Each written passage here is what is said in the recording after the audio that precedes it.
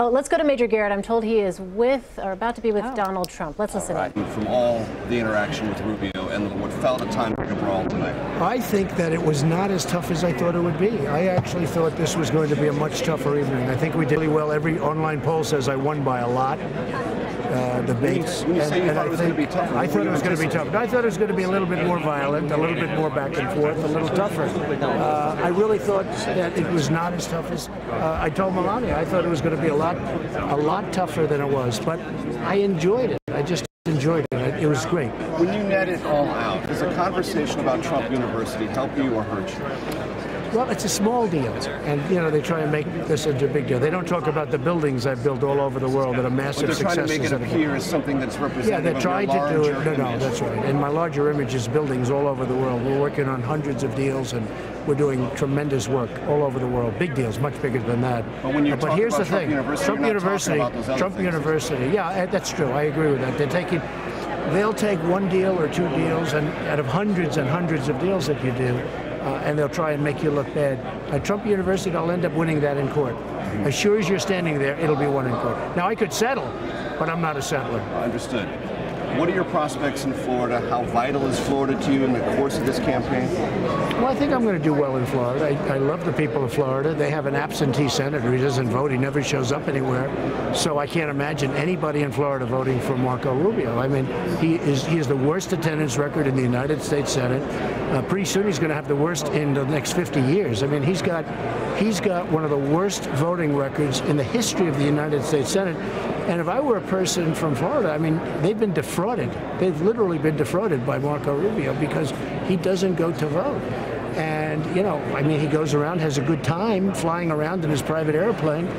But I'll tell you what, you have to represent the people. They sent him there as a United States Senator, and he doesn't show up to vote. That's a very serious charge. Mr. Trump. Mr. Trump. In the context of this campaign, do you think that a conversation that Mitt Romney tried to start today and then John McCain echoed, that you're not fit for the nomination, is one that can ultimately prevail and slow you down, or will be ignored by most of your supporters? They say it because it's politics. I mean, I match this with anybody in the world, and I think everybody knows that.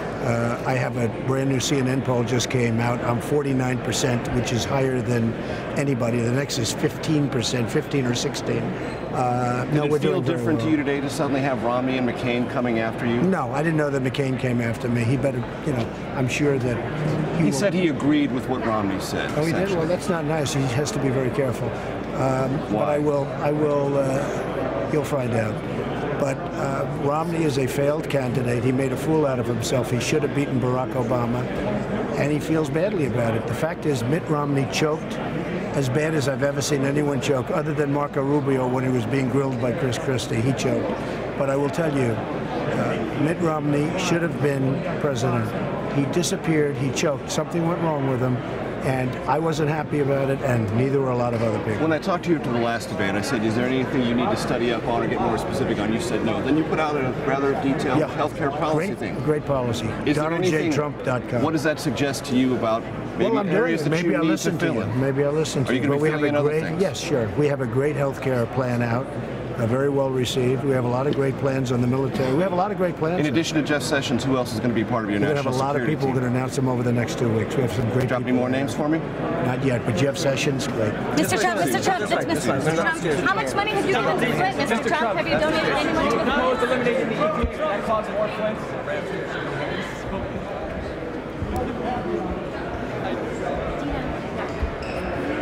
All right, Major Garrett in the spin room there in Detroit with Donald Trump. While, we were listening to that, it was interesting to hear the reaction, right? When Major talked about John McCain, Rick, your old boss, he said he has to be very careful.